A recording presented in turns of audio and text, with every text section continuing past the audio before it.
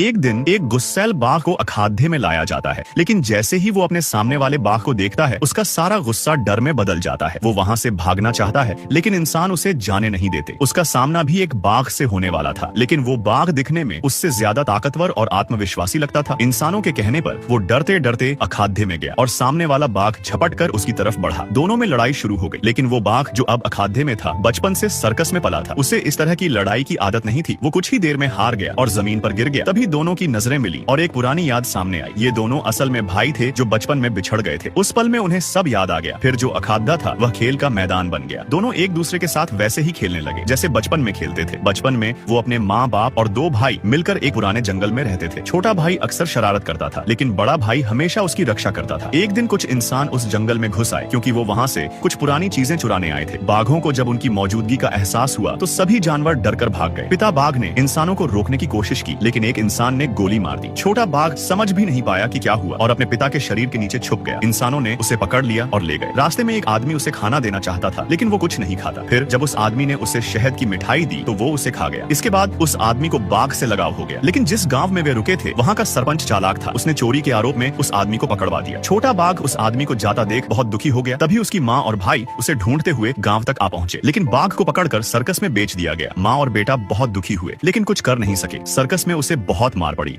और उसे एक पिंजरे में डाल दिया गया। वहाँ एक बड़ा बाघ पहले से मौजूद था जो उसी का बड़ा भाई था, लेकिन सर्कस की जिंदगी ने उसे पूरी तरह बदल दिया था। जब छोटा बाघ उससे मदद मांगता तो वो कुछ नहीं कहता। धीरे धीरे छोटे बाघ को एहसास होता है कि ये वही उसका भाई है। बड़ा बाघ भी उसे देखकर पिघलता है और अपनी पूंछ उसकी तरफ बढ़ाता है। इसके बाद दोनों में दोस्ती बढ़ने लगती है। दूसरी तरफ माँ और छोटा भाई अब भी बड़े बेटे की तलाश में है, लेकिन एक दिन वे शिकारियों के जाल में फंस जाते हैं। लेकिन एक छोटा बच्चा जो बहुत अच्छा इंसान है छोटे बाघ को पाकर उसे अपने घर ले जाता है, लेकिन उनके घर का पालतू कुत्ता उस बाघ से जलने लगता है। एक दिन कुत्ता बाघ पर हमला कर देता है और बाघ उसे मार देता है। ये देखकर घर की महिला डर जाती है और बाघ को घर से बाहर निकाल देती है। फिर उसे भी पकड़कर राजा के अखाद्य में भेज दिया जाता है, जहाँ उसे जंजीरों में बांधकर रखा जाता है। समय बीता है और वह बड़ा हो जाता है और बहुत ताकतवर भी। दूसरी तरफ बड़ा बाघ अब पूरी तरह सर्कस का हिस्सा बन चुका होता है। एक दिन राजा का जन्मदिन आता है और दोनों बाघों को अखाद्य में छोड़ दिया जाता है। वहाँ दोनों की लड़ाई होती है और उसी वक्त उन्हें एहसास होता है कि वे भाई हैं। जब लोगों को पता चलता है कि ये दोनों भाई हैं तो सब हैरान रह जाते हैं, लेकिन वहाँ के लोग इस बात को नहीं समझते और फिर से उन्हें लड़ने पर मजबूर करते हैं। छोटा बाघ अपने भाई के लिए खड़ा हो जाता है और सर्कस के मालिक पर हमला करता है। दोनों भाई मिलकर वहाँ से भागते हैं। बाहर आने के बाद छोटा बाघ चाहता है कि उसका भाई भी आजाद हो जाए, लेकिन बड़ा बाघ डर के कारण वापस पिंजरे में चला जाता है। छोटा बाघ उसे समझाता है और आखिर में वो भी बाहर आ जाता है। दोनों भाई फिर अपने घर की ओर निकलते हैं। रास्ते में वो कई मुश्किलों से गुजरते हैं, लेकिन हार नहीं मानते। अंत में जब वे बचपन वाले पुराने मंदिर में पहुंचते हैं तो उनकी माँ पहले से वहाँ उनका इंतजार कर रही होती है। कहानी यहीं पर खत्म होती है, जहाँ माँ और दोनों बेटे फिर से